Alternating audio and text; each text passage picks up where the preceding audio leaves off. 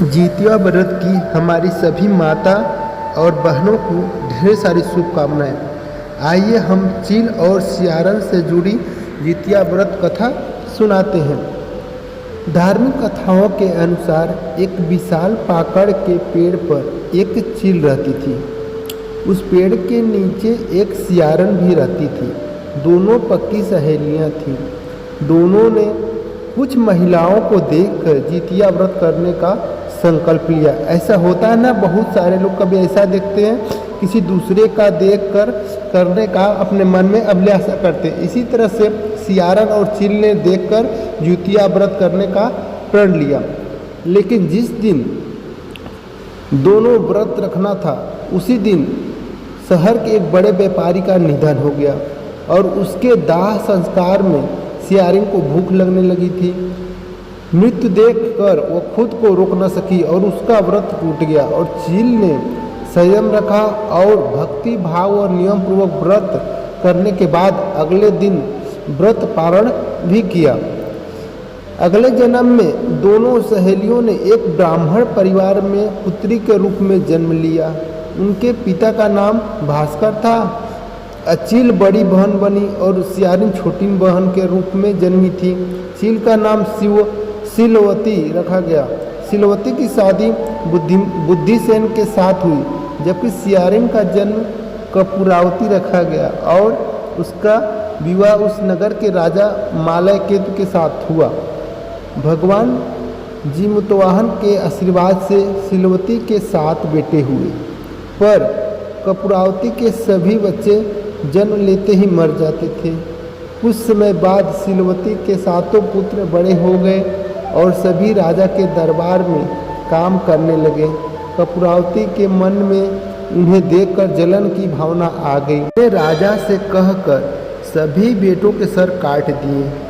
उन्हें 7 नए बर्तन मंगवाकर उसमें रख दिए और लाल कपड़े से ढककर सिलवती के पास भिजवा दिए। यह देखकर भगवान जीमूतवाहन ने मिट्टी से 7 भाइयों के सिर बनाए और सभी के सिरों को उसके धड़ से जोड़कर उन पर अमृत छिड़क दिया और उनमें जान आ गई। 7 युवक जिंदा होकर घर लौट आए। जो कटे सिर रानी ने भेजे थे वह फल बन गए।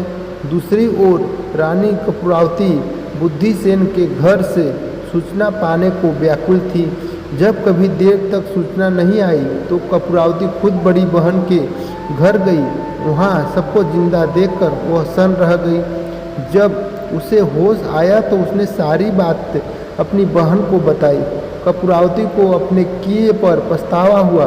भगवान जीमूतवाहन की कृपा से सिलवती को पिछले जन्म की बातें याद आ गई। उसी पाकड़ के पेड़ के पास ले गई और उसे सारी बात बताई। कपूरावती बेहोश हो गई और मर गई। जब राजा को इसकी खबर मिली तो उन्होंने उसी जगह पर जाकर पाकड़ के पेड़ के नीचे कपूरावती का दाह संस्कार किया। इस कहानी से हमको सीख मिलती है, व्रत के नियमों का पालन करने से सुख और समृद्धि मिलती है, जबकि नियमों का उल्लंघन करने से हानि होती है। चील और सियारन के कहानी से हमको उद्देश्य मिलता है। किसी को देखकर भक्ति भाव करना अच्छी बात है, लेकिन भक्ति भाव को नियम से करना भी अच्छी बात है। किसी को देखकर भक्ति भाव करने से नहीं हो जाता है, उसको नियम से, श्रद्धा से, मन से करना होता है। मन में गलत भाव रखकर पूजा पाठ करना सफल नहीं होता है। जो भी भाव पूर्वक करता है भक्ति, उसका फल भगवान अवश्य देते हैं। जितिया व्रत एक तपस्या के समान होता है जो सभी माताएं अपने पुत्र के लिए व्रत रखती हैं। ये बहुत ही कठिन व्रत होता है। इसे एक तपस्या के समान होता है जो इसका फल उसके पुत्र के लिए फलदायी होता है। जितिया व्रत ये बहुत ही प्राचीन काल का व्रत है। सभी माताएं और बहनें बोलिए जितिया माता की जय, जितिया माता की जय, जितिया माता की जय, जितिया माता की जय, जितिया माता की जय। ज्योतिका व्रत जो भी श्रद्धा से मन से व्रत करता है उसकी मनोकामना पूर्ति अवश्य होती है।